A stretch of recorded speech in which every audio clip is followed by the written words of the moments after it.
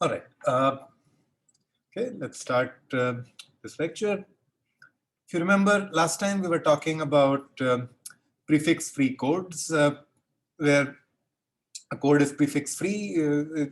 First of all, a code is just sort of a collection of strings of possibly different lengths over an alphabet sigma, and we're going to think of sigma as just 0 or 1, so a binary string, a collection of binary strings. And there is some set of symbols or messages we want to send, which is this collection script x, which is some value of a random variable, which we are trying to communicate.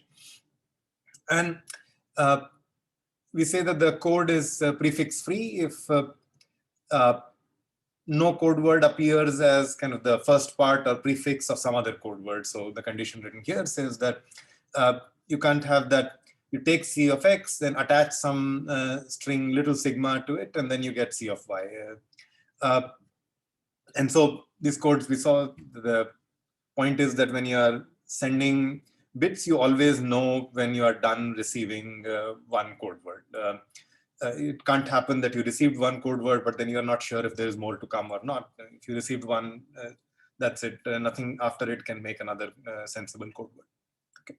And we were trying to kind of relate the lengths of the prefix-free codes to entropy of a random variable. And in particular, we proved this inequality called Kraft's inequality, which says that if you're given lengths L1 to Ln, they correspond to lengths of valid prefix-free or valid code words in a prefix-free code, if and only if, excuse me, they satisfy this condition that 1 over 2 to the Li is less than equal, summation 1 over 2 to the Li is less than equal to 1. Okay.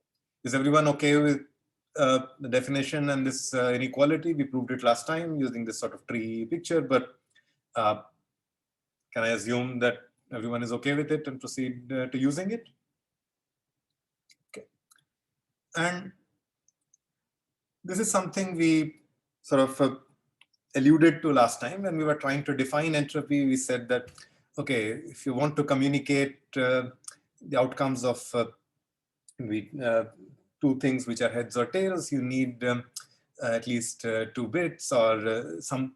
So we intuitively tried to define entropy in a way that this was the minimum amount of communication we need, although we didn't quite have a formal system in which to be able to prove such a statement. And now with prefix-free codes, we can make this a bit more formal. So the claim I'm going to make is that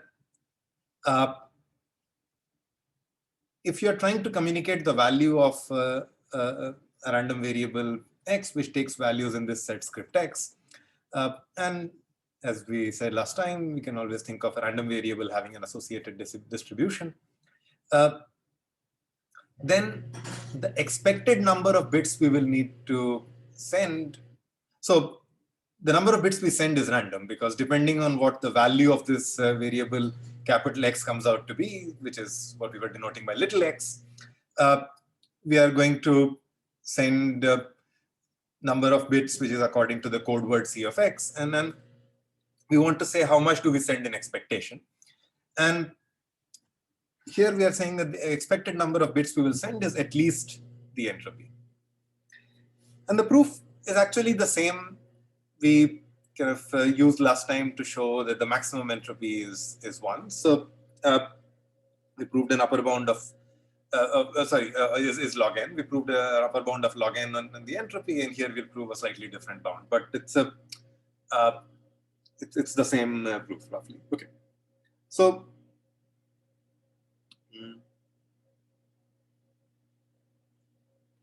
let's consider the difference of the two quantities. And we will show that this difference is non-positive or is less than equal to 0, which will suffice for our purposes. Okay. And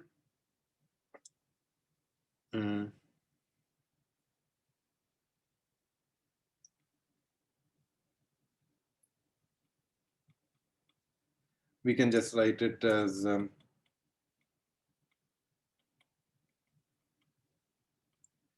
Let's expand the expression for the entropy and expand the expression for the expectation of the code word length.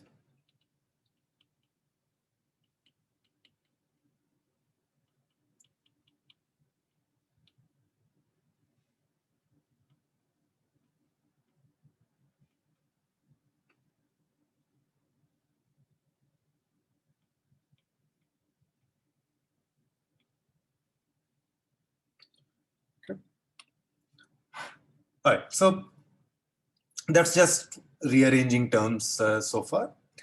And it's just the same trick as before. If you remember, we kind of thought of entropy of x as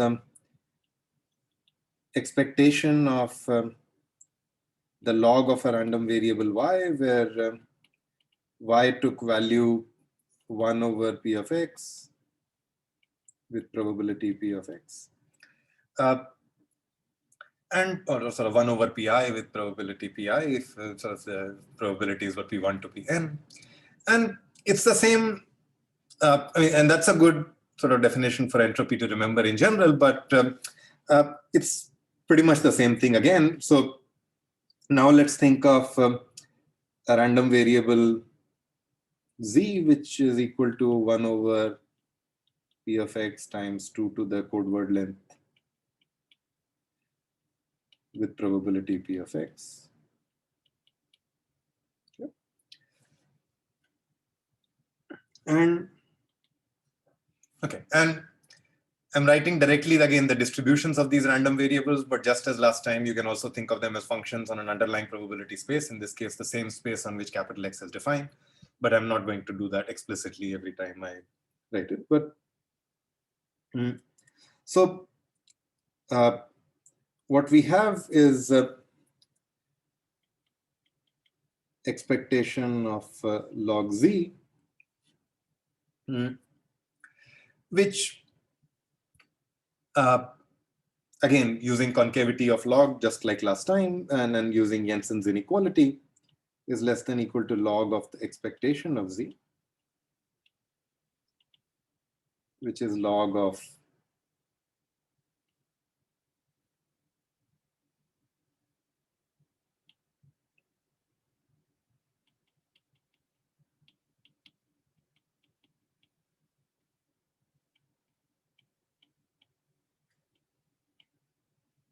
and p of x cancels, and all we are left with is the summation of 1 over 2 to the code word lengths for all code words. This summation we already know by Kraft's inequality is less than equal to 1, so the log is less than equal to 0. Any questions about this proof? I mean, it's the same proof as last time for the upper bound and the entropy. It's just a slightly different random variable. Okay. Please just feel free to unmute yourself at any point and ask a question if there is one. Okay. Now, the interesting thing is not just that the entropy provides a lower bound on the amount of communication, but rather that it kind of provides an almost tight bound. So you can actually achieve the same code word length and expectation as the entropy, except maybe you lose one, you need one extra bit because of sort of fractionality issues, and then we'll come to that in a minute, and we'll see that you can, in some sense, reduce this 1 to 0.1 or 0.001 or to a constant as small as you want, but then you'll have to measure the communication not just for a single symbol being communicated, but on average over many communications, and we'll come to that in a minute. Okay, but for now, let's say I want to claim that there exists a prefix-free code, and the expected communication is not much longer than the entropy. Okay. And the idea is to basically reverse the proofs. So let's say I create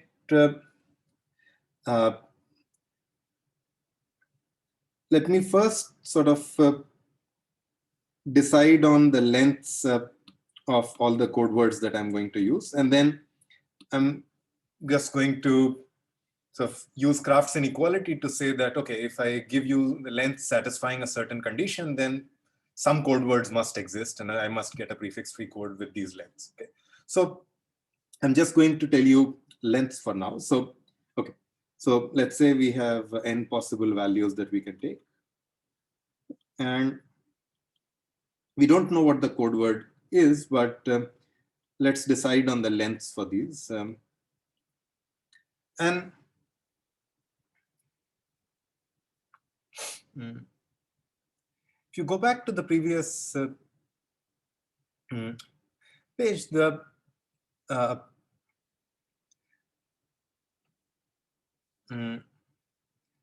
right, okay, let me say the lengths rather than, okay. So my claim is that we should use a shorter length for something which occurs more often, and this is also can be used as a basis for a greedy construction of codes. But let's say we want to use a length which is where Li is equal to log of 1 over pi. Okay. Almost. The slight catch is that the number I wrote down need not be an integer, but the length of a code word or the size of a string needs to be an integer. So I'll use this as my length. And now I claim that this collection of lengths should already give me a prefix-free code and the right kind of prefix-free code with the communication that I claim. Why is that? Well, first of all, recall, we know that a prefix-free code exists if and only if the summation of 1 over 2 to the Li is less than equal to 1. And in our case, let's check. So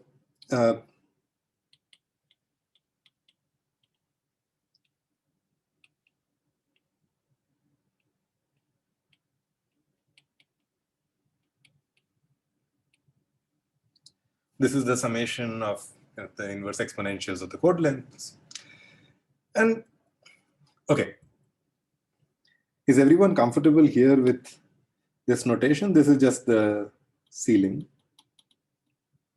Or for a fractional number, it sort of represents the next, the closest integer which is greater than this fractional number. Okay. So in particular, whatever this is, it's greater than log 1 over pi. And so kind of when I take 1 over 2 to this number, it's less than equal to, if I just took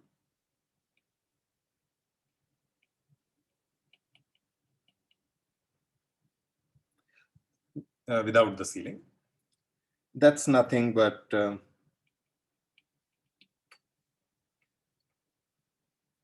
so this tells me that the lengths I chose satisfy Kraft's inequality, and just because they satisfy Kraft's inequality, a prefix-free code with these lengths must exist. And now what we need to check is what is the expected length of what I communicate. So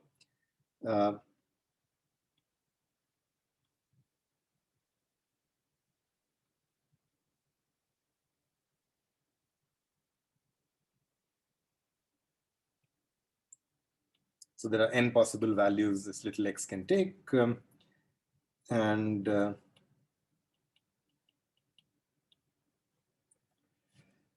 now I use the fact that the ceiling is is greater than log 1 over pi, but it's not too much greater. In particular, you can at most add 1. If you have a fractional number 2.1, you can at most make it 3, but not much larger. So basically, the ceiling only increases this number log 1 over pi by at most 1. So then I get that this is less than equal to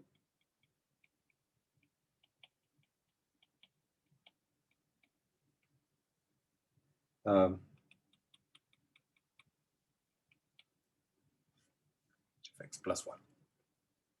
So this is just sort of capturing our intuition from earlier that a h of x sort of represents the amount of communication we need to send to sort of get certainty about some random variable.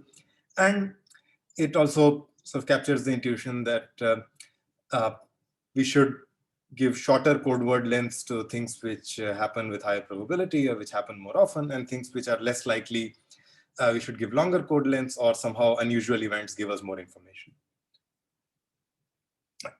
So we'll come back to this in a bit, but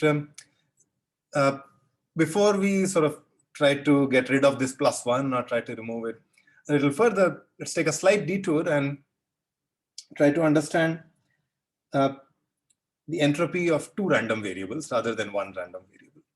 So let's say x and y are 2 random variables on the same probability space. They're not necessarily independent. They could be kind of arbitrarily dependent or sort of correlated with each other. And what we want to understand is how does the entropy of the 2 random variables together, and the fact that we are defining the entropy of a pair of random variables is not a big deal. We can just call the pair sort of a random variable z, and for any random variable taking values in a finite set, we define its entropy. So in particular, we can define it for z. The question we want to see is how does it relate to the entropy of x and y, or sort of what can we say about it in comparison to the entropy of x and y by themselves? Okay. By the way, yeah, as always, stop me if there is any questions. Any questions? Okay, so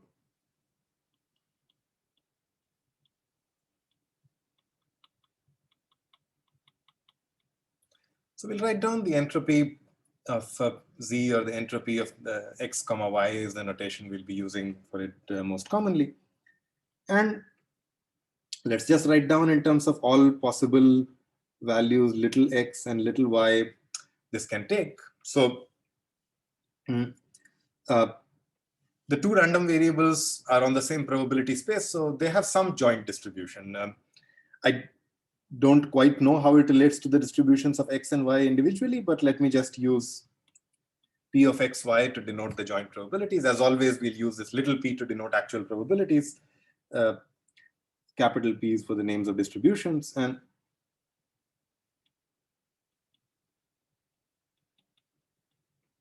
okay, so far it's just the definition of entropy.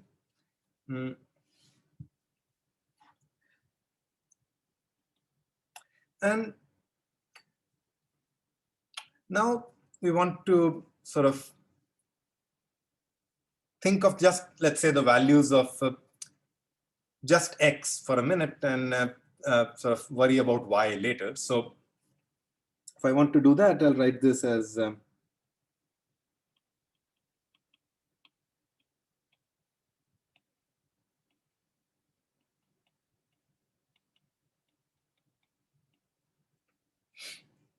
I can just write the probability of the pair x comma y, which are 2 values, as the probability of x and the probability of y given x. And that splits the log conveniently. So I can write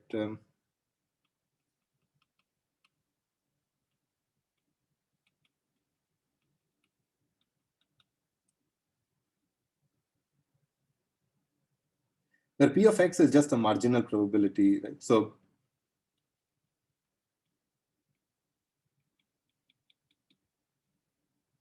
just using p instead of defining separate names for the marginal distributions all the time, because it's just coming from the joint distribution.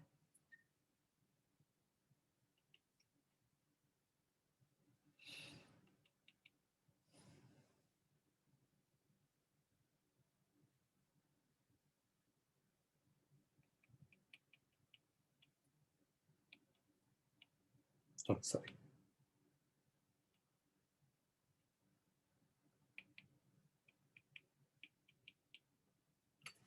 Okay. Now the first term is kind of nice because we can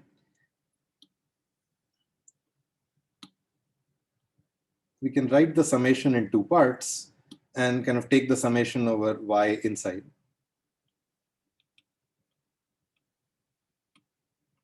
And because the log 1 over p of x doesn't depend on y. Okay. And this is nothing but p of x. So the first term is kind of nice. It's actually just the entropy of x itself. And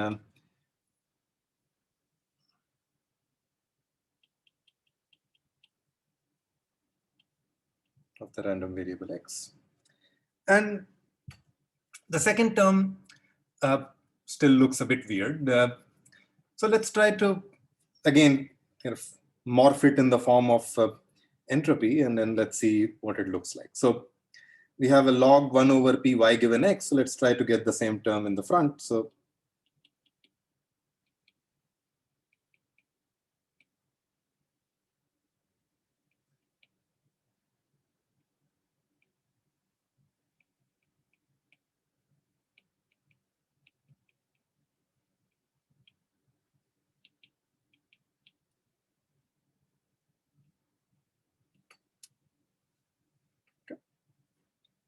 so all I've done is split p of xy as p of x times p of y given x, and then again taken the summation over y inside.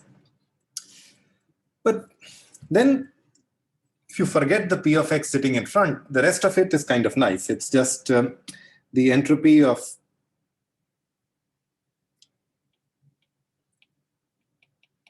y conditioned on the variable capital X taking the value little x. Okay. And what we are doing is just taking an average over it. So we are sort of taking the value little x with probability p of little x and just taking an average over them. So the expression we get is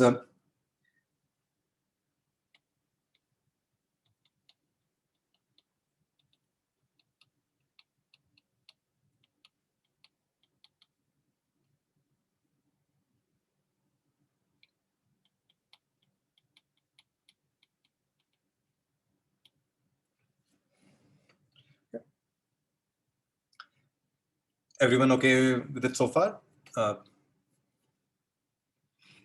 Right. So this is kind of written via a shorthand. So let me get it out. So the expression expectation over x of the conditioned variable y when conditioned on taking capital X, taking value little x, is just kind of written in shorthand as h of y given x, where y and x are both random variables. Now here, I mean, although I'm writing y given x, it's not that there is like a single random variable y given x for which I'm writing this sort of entropy, at least not on this probability space. So, but it's one of them, like the functional definition that if it sort of looks like a duck and quacks like a duck and smells, swims like a duck, then we call it a duck. So this is this expression h of the expectation over little x, h of y given capital X equals little x, behaves almost as if we were just looking at a random variable y given x. And so in all expressions that we will prove, or all the kind of inequalities we will prove about entropy of a random variable y, we will also be able to prove the same inequality about random variables, like about this expression h of y given x. So we will basically treat it like a random variable. And we kind of looked at the expression of with x comma y and sort of somehow tried to split it off as h of x and something else. There's nothing special about this split. We could also have done it the other way and written it as h of y first and then h of x given y. The expression we started with was symmetric, so both these right-hand sides. As an exercise to just check that when you kind of condition the inequalities or equalities you prove for random variables are also true in this conditioned settings. check that, and this is called the chain rule for entropy, by the way. So check that the chain rule for entropy also holds when you're looking at the expression h of x1, x2 given y. And now you apply the chain rule on x1 and x2. But the same kind of chain rule we develop also holds when you're looking at the expectation over conditionings for this random variable y. Any questions so far?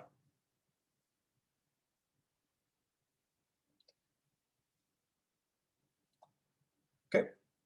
So once we have these two properties, we can sort of use it to explore what about the entropy of more than two variables. So if I have m random variables and I think of them as a big tuple or a single random variable, then what does the entropy of this look like, and how does it relate to the entropies of these variables, maybe after some conditionings, etc.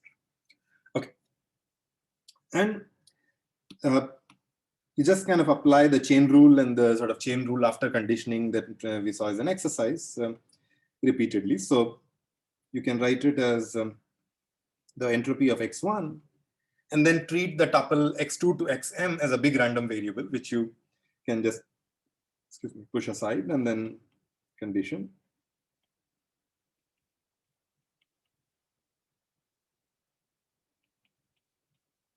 Okay.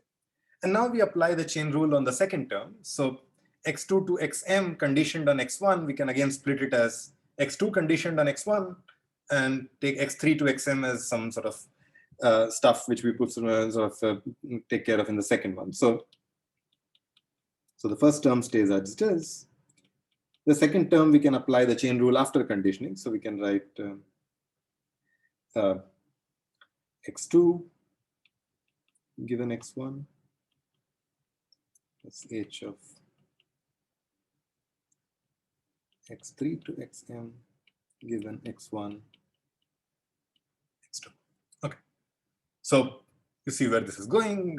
We can sort of keep repeating this, and we get terms like h of x1 plus h of x2 given x1 plus h of x3 given x1 and x2 all the way to h of xm given x1 to xm minus 1.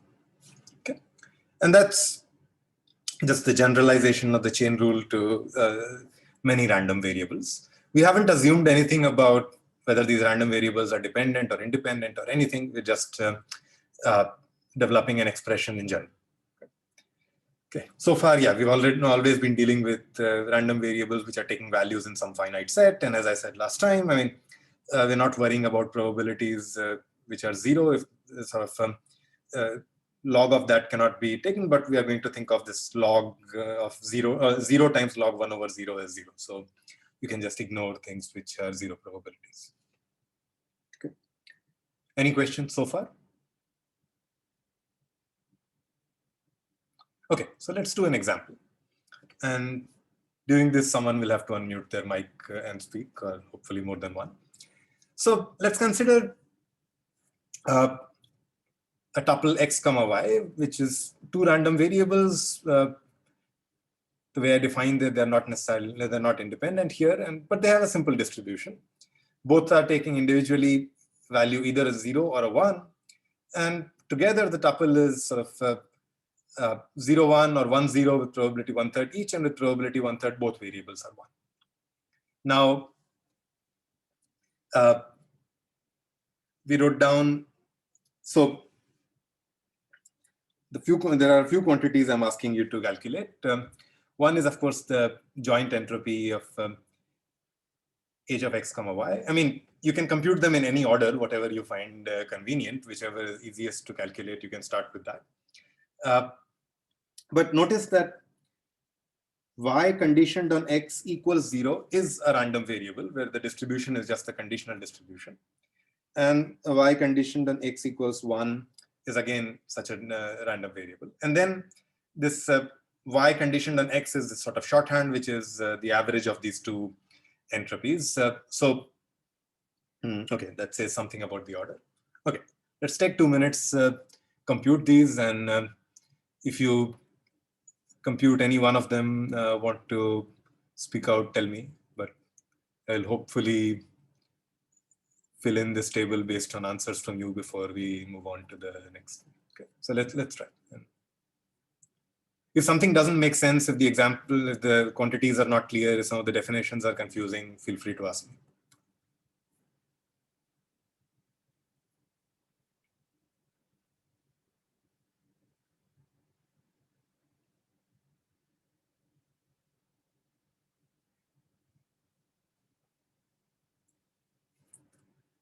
All right, any takers?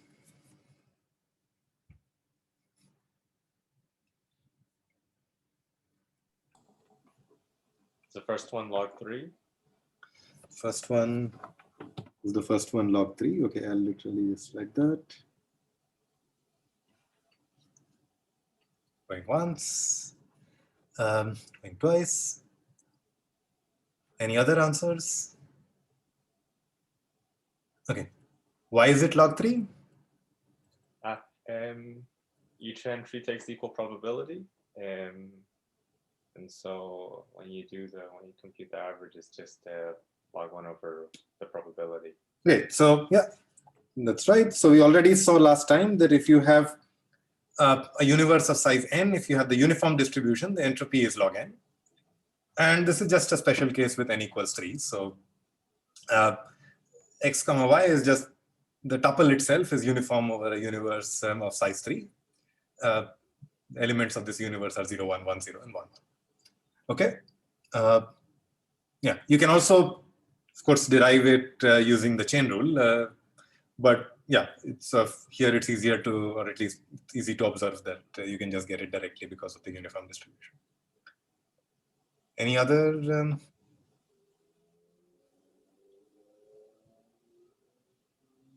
computations? The entropy of y given x equals 0 should be 0. Entropy of y given x equals 0 should be 0. Why? So this is the same thing as log of 1. And when you condition on x equals 0, then y has to be equal to 1 almost surely, because 0, 1 is the only such outcome. Yeah. So you have uniform measure on one outcome. Great. So here, once you fix x equals 0, y is fixed to 1. And so there is no choice, there is no uncertainty. And I mean, the expression also gives us a log of 1, which is 0. But also, just according to our intuitive notion, there is no uncertainty left in y. So it should have 0 entropy. Okay. Any of the other expressions?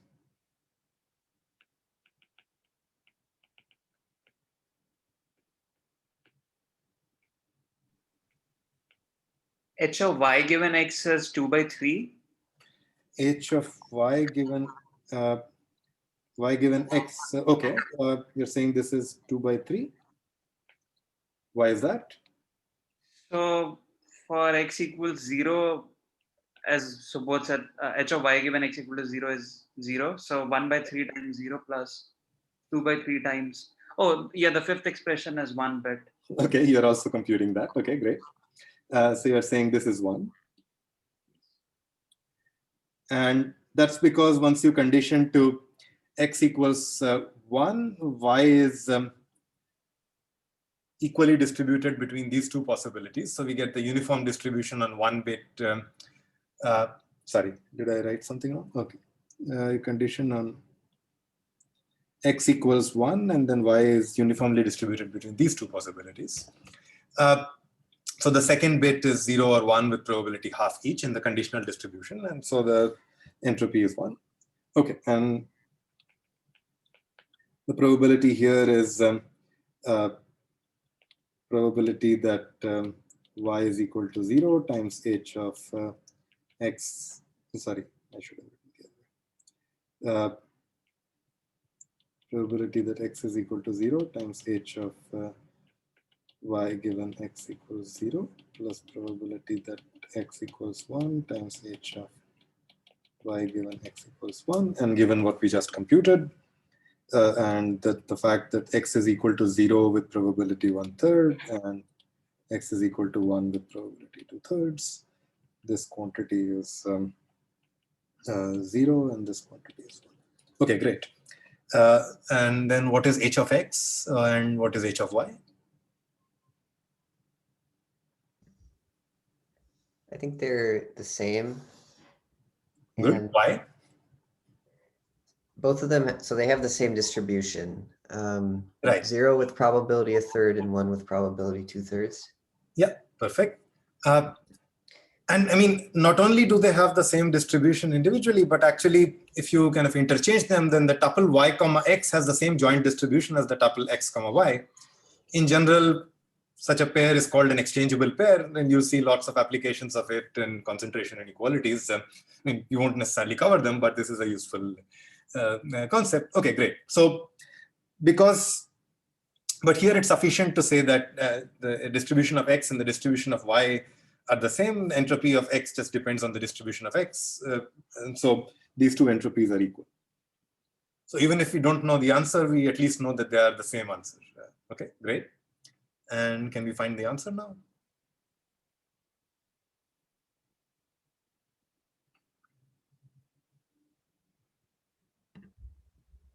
Like 1/3 log 3 plus 2/3 log 3 by 2. Okay. 1/3 log 3 plus 2/3 log 3 by 2. And I'm assuming, based on the expression, that you computed it directly just by looking at the distribution of values. Okay. Yeah. But then you can also kind of write this log 3 as log 3 minus log 2, and log 2 is 1. So you can write it as 1/3 times log 3 plus 2/3 times log 3 minus 1. So you get log 3 minus 2/3, which is what you expect, because this is h of x comma y, and this is h of y given x. All right, good. So that's a simple example, but just to get used to the definitions. We'll come back to it in a minute, just to also maybe make another observation about it. But everyone okay with the example? Any questions? All right. So let's so in this example, it's kind of true, but it's a little harder to see because h of y given x was h of y given x was 2/3, and you can check, but it takes a little bit of work to check that 2/3 is less than equal to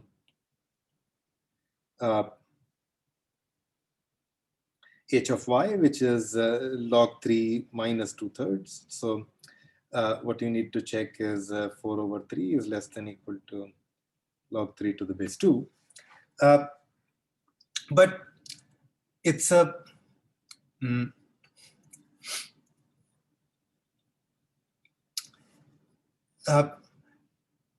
but we'll prove this in general. So this part is not necessarily the one to worry about, but there's something else I want to kind of point you to, that if you look at this expression, that all I'm saying is that the kind of average of over the values of x of h of y given x is less than equal to h of y. But let's see what happens on when I kind of pick specific values of x. So let's go back to the previous example, and let's look at h of y given x equals 1 and h of y given x equals 0, and compare both of these values to h of y. So first of all, h of y is just a 1-bit, like a y is just a 1-bit random variable. So its entropy is at most 1. And in particular, so the number we have should be between 0 and 1, whatever we computed. And so you can see that this 0 is actually less than h of y, and this 1 is greater than h of y. So although I'm on the next page, I'm saying that h of y given x is less than equal to h of y. This is just true on average over all values or all fixings of x, not for each individual fixing of x. Okay.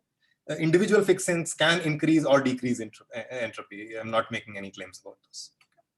All right. Okay, so the statement of the claim, let's write it and also prove it. But so usually it's stated that conditioning reduces entropy. I just like to add a caution that it reduces entropy on average. And so if it's just that the conditional expression is already interpreted as an average. Okay. So let's write down the expression we want to calculate. Again, let's maybe look at the difference and then just prove that the difference is less than or equal to 0.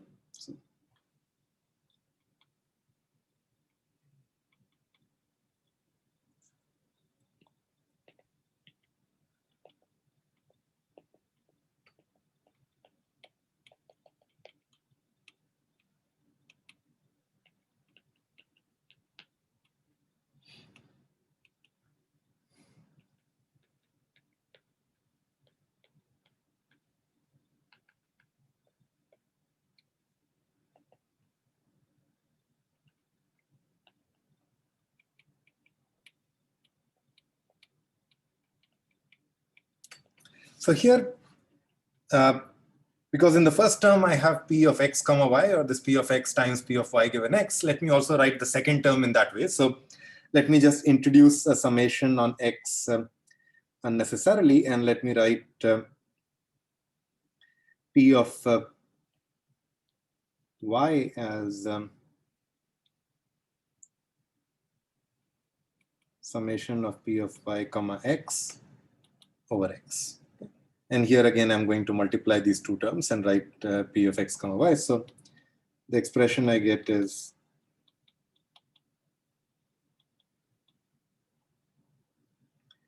and also let me kind of write the log in terms of p of x comma y. So it's just p of y given x is just p of x comma y divided by log p, divided by p of x, which just now comes on top.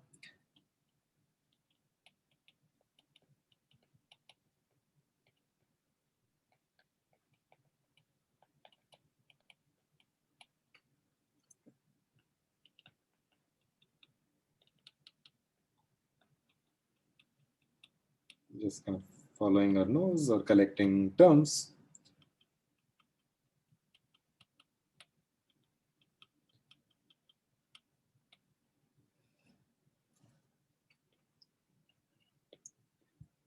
As before, let me just think of it as expectation of log z, where I define z to be p of x times p of y divided by p of x comma y with probability p of x comma y. Okay. So we have done 3 proofs of sort of upper bounds or on entropy. They've all been basically the same proof. And all of them have just essentially used Jensen's inequality, which we saw in the first lecture. So by Jensen's inequality, we get that this is less than or equal to log of the expectation of z, because log is a concave function, which is log of expectation of z. Let's just write it out. So with probability p of x comma y, we get the value p of x, p of y, divided by p of x comma y. And again, p of x comma y cancels. We are left with summation of p of x times p of y, which sums up to 1, because p of x sums up to 1 and p of y sums up to 1. And we're just multiplying both of them. Okay. So this is equal to log 1, which is less than or equal to 0. So same proof as before, just kind of define a random variable and apply Jensen's. Okay. Any questions about this?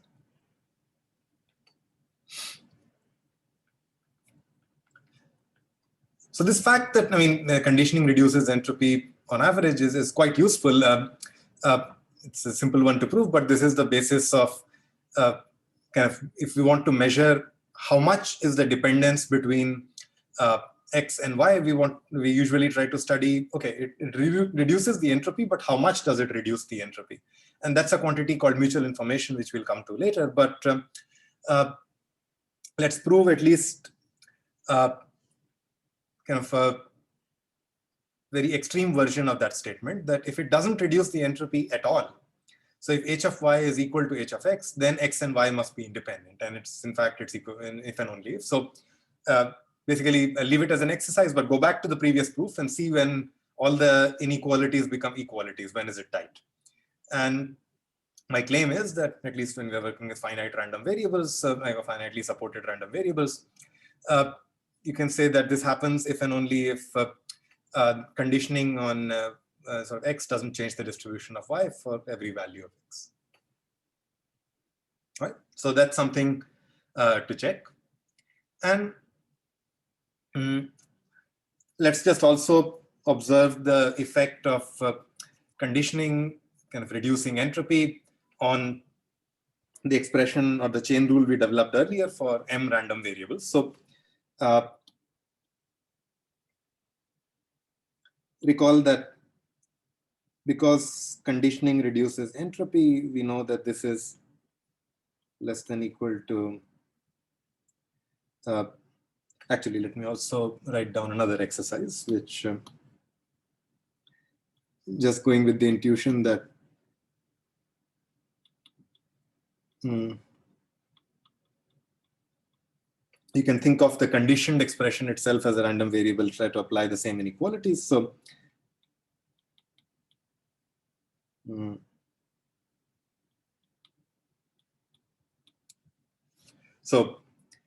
if you condition on two things, that kind of reduces the entropy compared to when you just conditioned on one thing.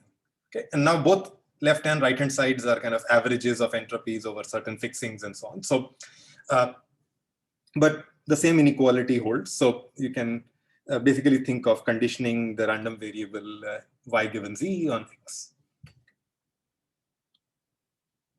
All right, and using this, we can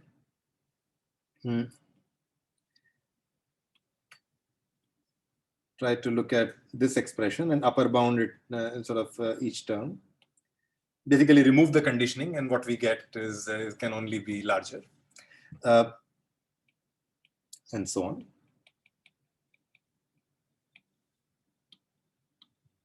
So you get that h of x1 to xm is less than equal to h of x1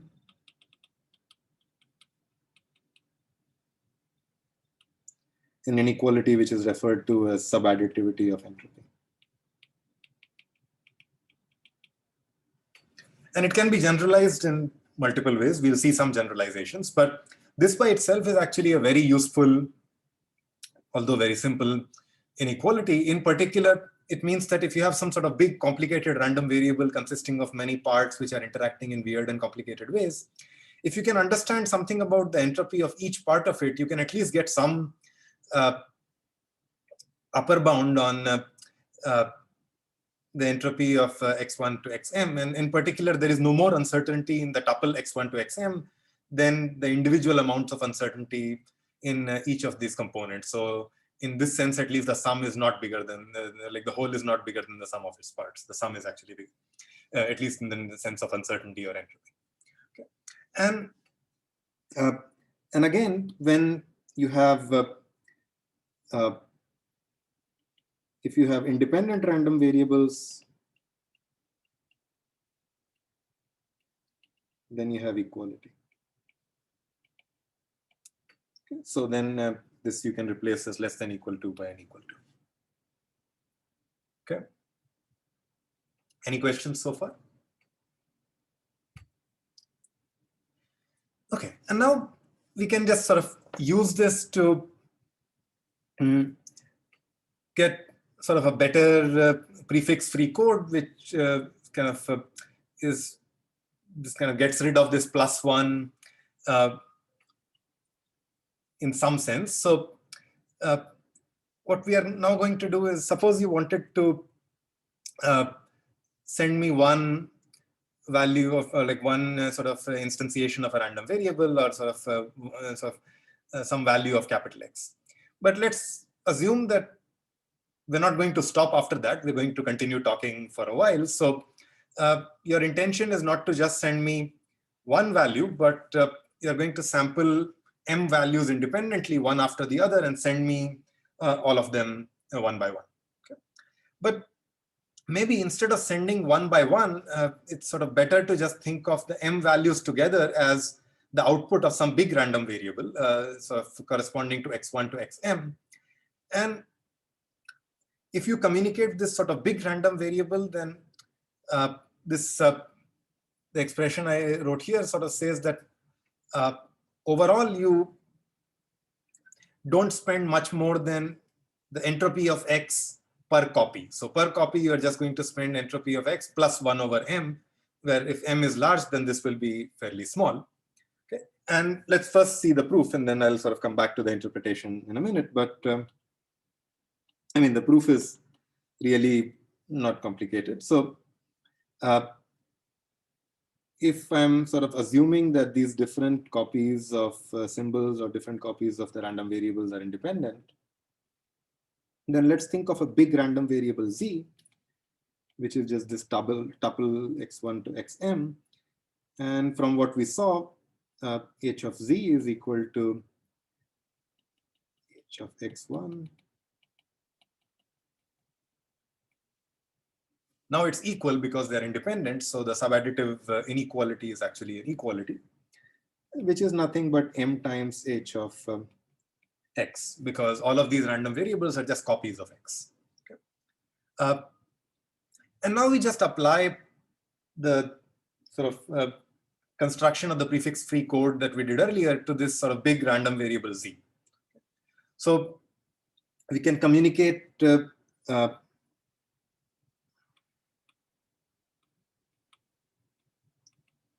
z using at most h of z plus 1 bits on average, or bits in expectation.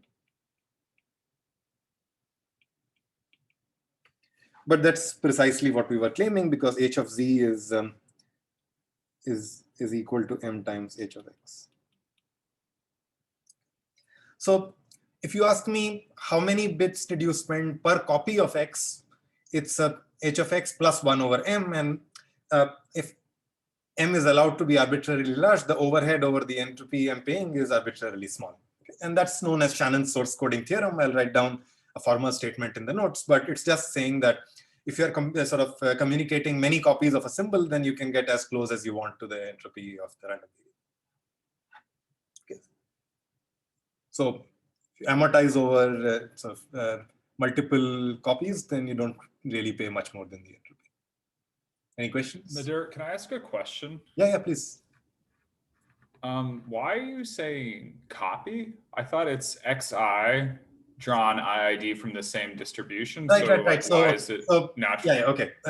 Maybe I sort of chose the wrong word. So by copy, I don't mean like a copy of the value, but rather a copy of the distribution. So it's x2 is a random variable which is identically, and in this case independently, distributed as x1. Okay. So x1 to xm are IID random variables, each having the same distribution as the variable x. And so, yeah, these are not copies, or the symbols you are communicating are not going to be the same. They just are drawn from identical distributions. Thanks. Other questions? I also have a question. Please. So this theorem, the way I kind of interpret it is like, this is because entropy can be fractional, and so like we need this plus 1. So like, could you prove a theorem that like if entropy is an integer or a natural number, like then we can encode it like perfectly, or like with the entropy bits? Unfortunately, okay. At least in our theorem, we didn't sort of just use the fact that the entropy was yeah, you need the identical, log, but we lost because of the individual probabilities. So Of course, if the individual probabilities were all powers of 2, then if you look at the proof, you don't lose this +1. But so unfortunately, not enough for the entropy itself to be just integral.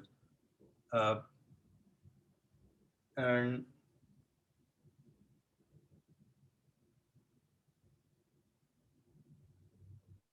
yeah, so if you look at sort of our upper bound our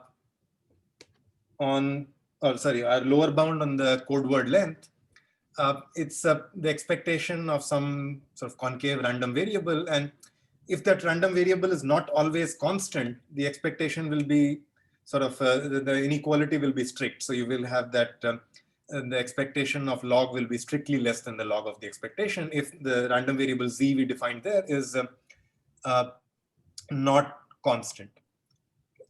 And even if, let me, okay, that was the first or second. Yeah, so maybe even before. Right, so even if the probability, the code words are kind of close to the probability or close to the logs, but not quite, even though on average the entropy comes out to be integral. This function will not be such that you will have it to be constant everywhere, so the inequality will still be strict. And so at least this proof will tell you that you need to be at least somewhat larger than the entropy, or unless, yeah, if you're not working with a constant function. Okay, thanks. Good question. Other questions? Okay, let's see. Madhur, yeah. Isn't there a question in the chat? Oh, sorry, I have not been able to see the chat. Can you read it? I'm just trying to. So Max is asking, are prefix-free codes the best we can do? Great point. No, not necessarily. Well, okay. The best we can do in the sense of expected length, yes, but not necessarily. Okay, I mean, we have to kind of define what sort of do means here. So, I mean, we can define a code which is of fixed length, but if you define a code in which all code words are of a fixed length, then it's also a prefix-free code, just because no code word can be a part of another anyway. The lengths are fixed. So, but if they are not, it's not prefix-free, then we have to somehow define what it means to stop. And that's a little unclear. When you're kind of transmitting something, either you have to transmit the stop symbol, but then when you transmit the stop symbol, I will include it as a part of the alphabet, and now it becomes a prefix-free code because the stop symbol only appears at the end. So in some sense, we have to sort of carefully define a setting where we are using a non-prefix-free code, and at least all natural settings I can think of, you have to somehow sort of convey the fact that you are done transmitting, and that introduces a prefix-free nature on the code. Right. Okay. So I guess like he added one extra comment saying that he wants two functions C and D. C is a function from X star to 0, 1 star. Okay. And D is a function from 0, 1 star to X star, such that C and D are inverses of each other for all sequences. Right. Good. So that's the sort of encoding and decoding question. Yeah. And the bits per copy should be like maybe less than h of x.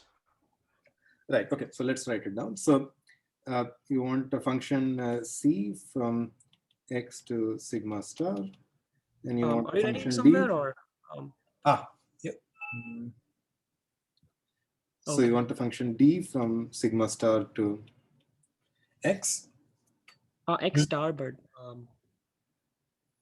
like X star. Yeah. Okay. So you're trying to.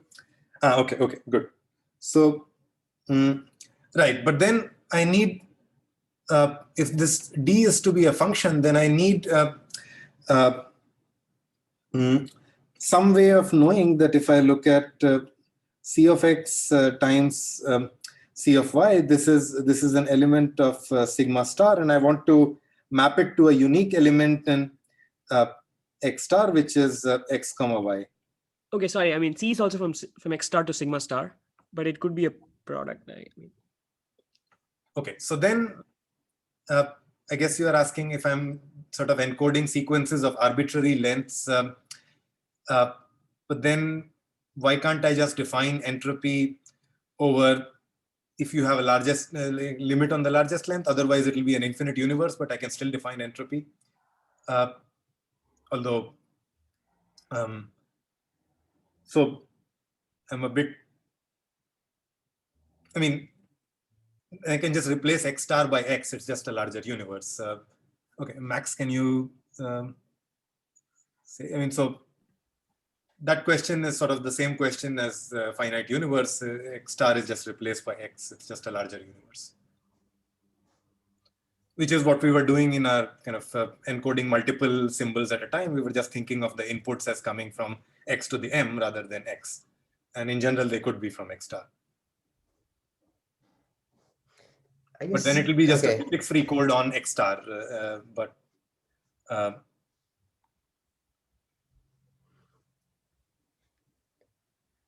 Okay, yeah, that's fair enough, I think. Okay, yeah, we can talk about it a little more offline or during the discussion, and let's see if there is some other version of the question where we can probably come up with a setting where some other codes rather than prefix-free codes would be the ones we want. Okay. Going back to just the uses of entropy, just the fact that conditioning reduces entropy and there is subadditivity already has a surprising number of applications. I'll mention some to combinatorics. So the first one is just sort of a pesky little calculation that always comes up in various combinatorial problems. So suppose you are looking at n elements and you are choosing at most k out of them. So in other ways, you are thinking of strings of 0, 1 or binary strings of length n, but they have at most k ones. Okay. And the question is just to count how many such strings are there. And we can actually develop a nice estimate in terms of the entropy. But before that is the definition of the problem. Okay. Notice that n now changed from the size of the script x or the universe, and now we have sort of m random variables. You have to think of each of these little x1 to little xn as the sort of value of a random variable. And in general, I'll sort of use n and m usually to parameterize whatever is the natural parameterization of the problem. But before we go there, I'll use it to also introduce the binary entropy function, which is actually a lot of the time also written as just h of p, which is a bit confusing. So I'll use the subscript b here just to denote that it's the binary entropy function, which is a function of a single real number rather than a function of a random variable. And it's just the entropy of a random variable which is binary. So it takes value 1 or 0 with probability p or 1 minus p. So if I just define it that way, the binary entropy function at p is just, I mean, it's just a fancy name for the entropy of this random variable, but it's p times log 1 over p plus 1 minus p times log 1 over 1 minus p. Okay. And it's sort of the graph of this function looks like what I've drawn on the left. In particular, there are a few observations to make. That first of all, it's maximized at the point half, and the maximum value is 1. Can anyone tell me why?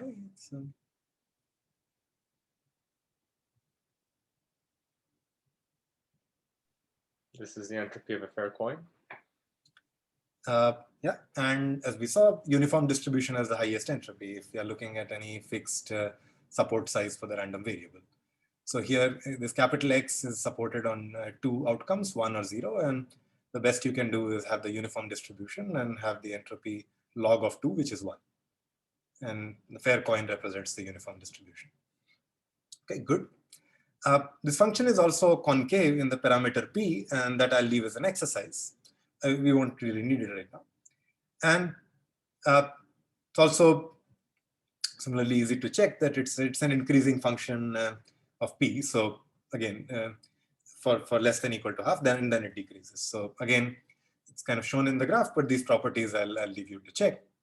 But then once we have these properties, we can develop a relatively simple upper bound on the size of this set. So let's think of, remember, S was x1 to xn, this kind of little x1 to little xn, such that the summation was less than equal to k. And so I can think of this string as the outcome of a random variable x1 to xn. And so when these values are uniformly distributed over the set S. So log of S is nothing but the entropy of this random variable. And because of subadditivity, it's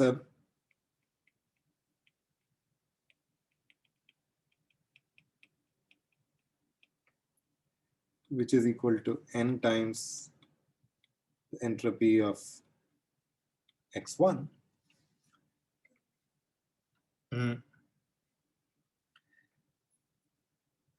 Which is nothing but so x1. Okay, so first of all, I already used the fact that x1 to xn are identically distributed. So in particular, because this set S is such that if you permute this vector around, the set doesn't change. So all coordinates have the same distribution, which means that I can use the fact that h of x1 and h of x2 and so on are the same thing. Once I have h of x1, I can write it as sort of the binary entropy function of p, where p is whatever is the expectation of x1. So x1 is a binary random variable. So it's equal to 1 with some probability and 0 with some probability. We don't quite know what that probability is. But we do know that it's either 0 or 1. Okay. And we also do know that whatever this probability is, the expectation of x1 is equal to that probability because it's just a 1 or 0 thing. And we also know another fact that if you look at the expectation of x1 plus xn, then this is less than equal to k. In fact, it's always less than equal to k, the sum x1 to xn. So, but then the left-hand side is nothing but, again, because each of these random variables is identically distributed, is n times expectation of x1. So we do know that p, whatever it is less than equal to k over n. And that's enough to give us a bound. So we'll use the fact that the binary entropy, so let's say we assume we are in the setting where k is less than equal to n over 2, which means that the p we computed is less than equal to half. And in this setting, the binary entropy function is increasing. If k is greater than n over 2, then it actually makes sense to bound the complement of S rather than S itself. And you can use the same bound for it. But this gives you that it's less than equal to n times the binary entropy of k over n. Or in other words, the size of S is less than equal to 2 to the n times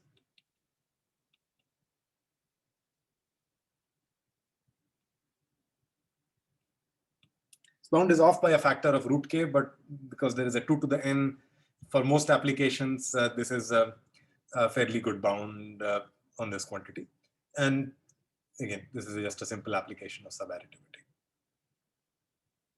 Let me do one other application, which is a bit more involved, but Okay. Any questions about the previous one before we continue? I have a question. Yeah. So if you restrict the summation to be bounded by k, then those n variables, are they still independent? Because you can only they're not have independent. No, they're not independent. But we didn't quite use independence. So we just use them we to use have the same subadditivity, which is distribution. always. In the source coding, we use independence because we actually use a lower bound on the joint entropy. But here we are just saying it's upper bounded by the individual entropies. So they are not independent, but they have the same distributions. That's correct. So they are only ID and not IID. So they're identically distributed, but they're not independent. Right? Okay, yeah, thanks. That's a good point to clarify. And this is again one of those examples where the sort of entire tuple x1 to xn is probably complicated. The set of the structure of the set is not so clear, but each individual part x1 is sort of very simple to understand. It's just a binary random variable. But if you can say something about the entropy of each individual part, it turns out you can say a reasonably good statement about the entropy of the whole thing. Okay, so now let's try to do. Okay, this is a weird construction, and why I did this will become clear in a minute, but let's start with this. So suppose you are given integers, positive integers, a1 to an and b1 to bn. Okay. And now let's sort of write them or sort of describe them in a picture in the following way. So let's think of a set of a1 integers, a disjoint set of a2 integers, and so on. And then similarly on the y-axis, let's draw b1 integers and b2 integers and so on. So these are just sort of disjoint sets of integer points. And then let's draw rectangles, which are just sort of any point from A1 and any point from B1 correspond to this rectangle R1, which has A1 times B1 points. Okay. Similarly, A2, B2, and so on and so forth. Okay. This is just some weird collection of points. I've not told you why I created this, but it will become clear in a minute after the computation. And we are going to define random variables in the following way. Pick a rectangle at random, and then pick 2 points from that rectangle. And the rectangle we'll be picking will be in a way that it's proportional to its area. So you can pick the rectangle proportional to how many points are there in it, and then pick 2 points. In sort of another way of describing this distribution is pick 1 point at random from all the points, x1, y1. I mean, just saying that pick a random sort of rectangle proportional to its weight, and then pick a point from this rectangle is the same as saying just pick a point uniformly from the whole space. But then the second point has to be from the same rectangle. You can't change the rectangle. That's the distribution. Okay. And again, x1, y1 and x2, y2 are sort of identically distributed. You could have picked x2, y2 uniformly from the whole space and then picked x1, y1 from the same rectangle. It doesn't really change the distribution. This is just a more symmetric way of describing it. All right, now I want to do a computation, which is just understand the entropy of x1, y1 plus x2,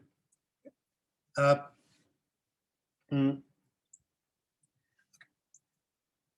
So we can compute it directly, but let's first try to see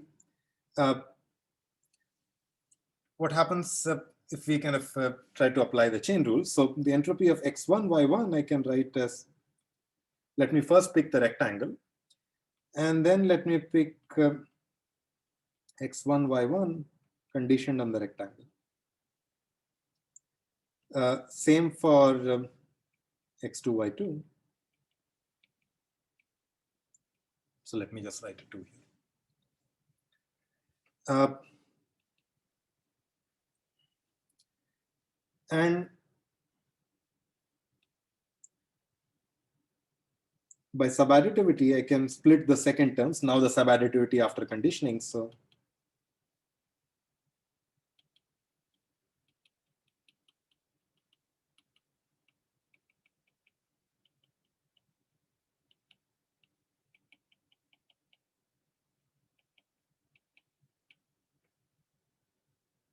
okay. And now there is something nice to notice that given the rectangle, x1 and x2 are independent. Once you condition So again, this is an average over many choices for the rectangle, but for every fixed choice of the rectangle, x1 and x2 are independent. Because of the way I described the distribution on this. I wrote here that pick 2 points independently from that rectangle once you have picked it.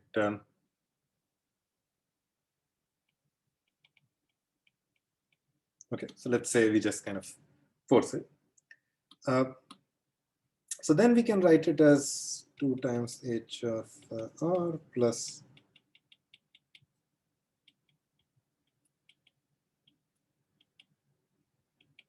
similarly for y1, y2. And then plug things back.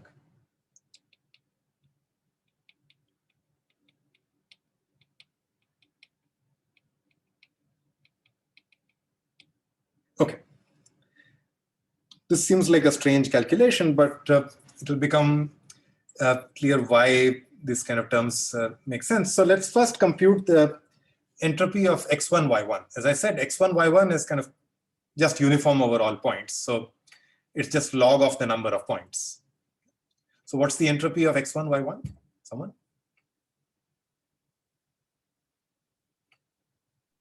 Log of number of points. And what is the number of points? Sorry, is it R1 plus R2? I mean, there are n of them. I just only drew R1 and R2, but there is R1, R2, R3, and all of them.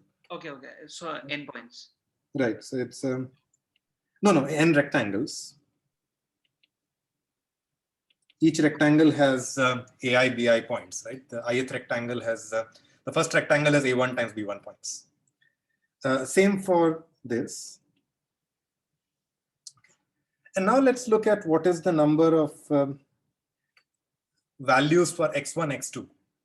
So x1, x2 is picked. Remember that I pick a rectangle R at random, or pick a rectangle R, then I pick 2 points from that rectangle. Or two, like x1 and x2 are both picked from either a1 or both from a2 or both from a3. So what is the number of choices for this x1, x2 for the tuple?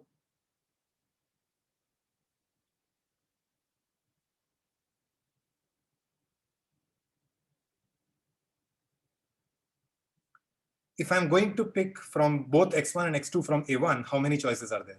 Or from R1?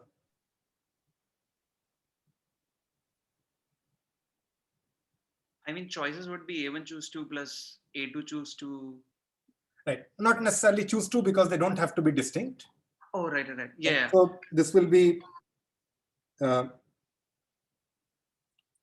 log of summation a1 square, ai square. I mean, that's an upper bound, and the upper bound here is log of summation bi square. And now if you kind of get rid of the logs, the inequality you get, that summation ai bi whole square is less than equal to summation ai square times summation bi square. Do we know this inequality? Is there any name for it?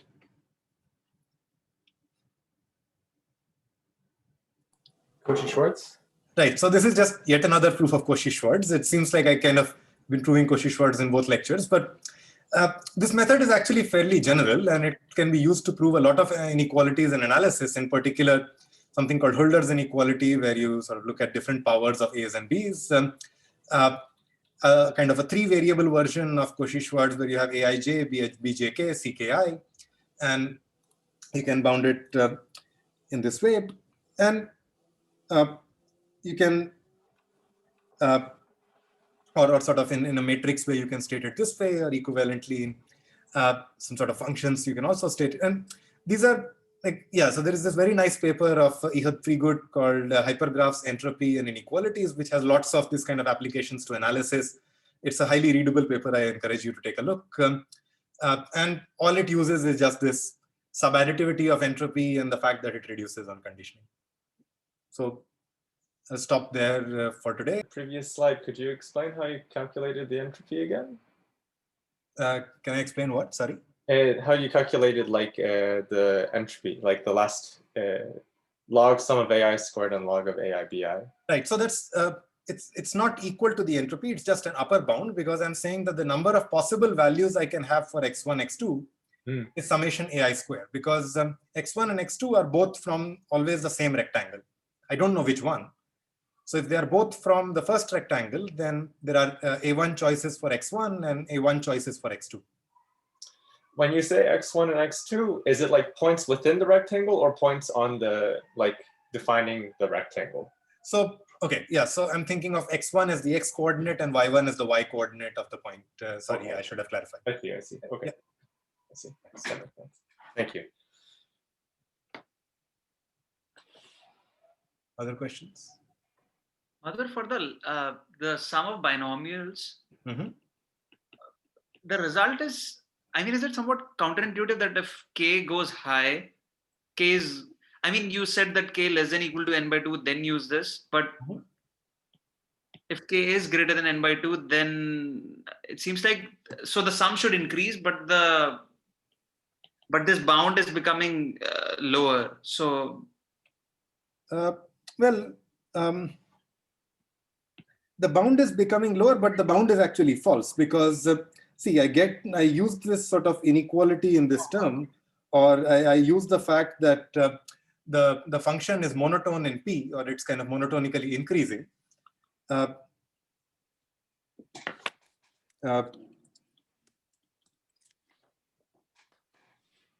Which is false after P equals half.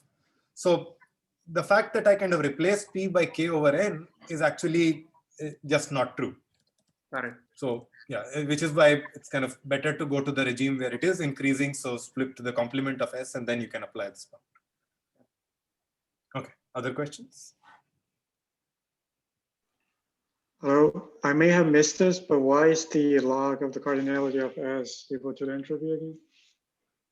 Okay, so it should state it more clearly, but I'm just saying that let's say x1 to xn is uniformly distributed over S. That is how I sort of defined this random variable, or this tuple of random variables. And when you have uniform distribution over any sort of fixed universe, then the entropy of the random variable is equal to the log of the size of the universe, because there are, let's say, S possible values, and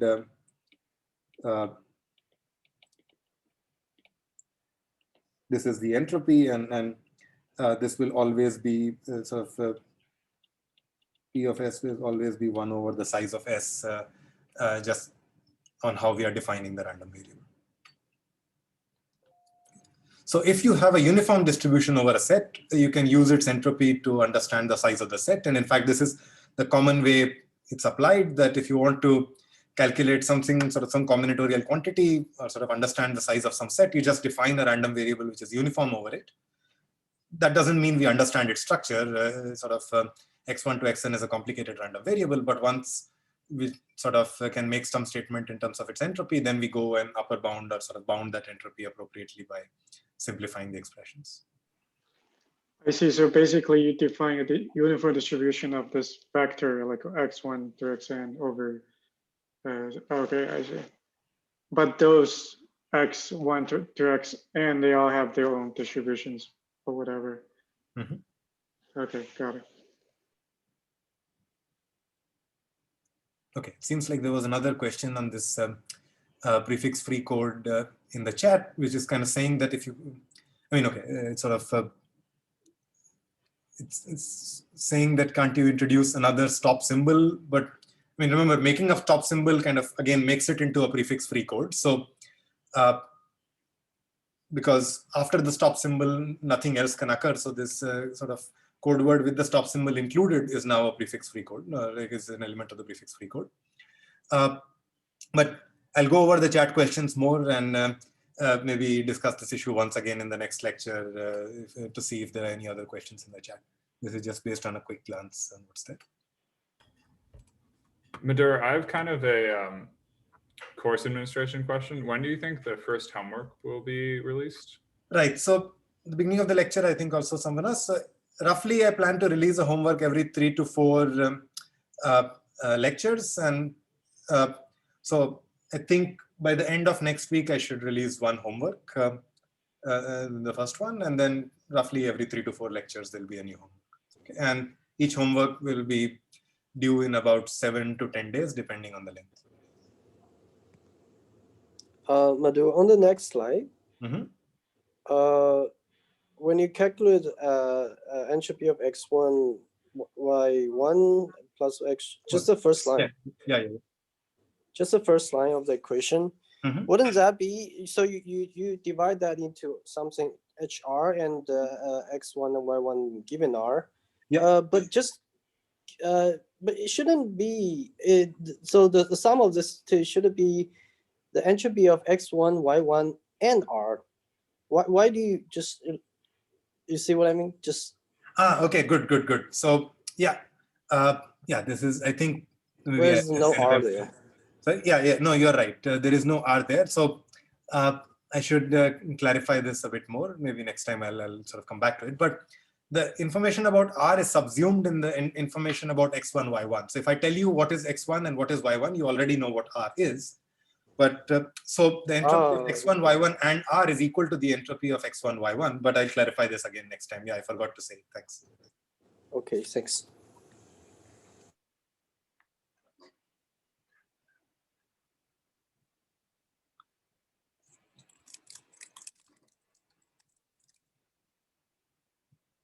More questions?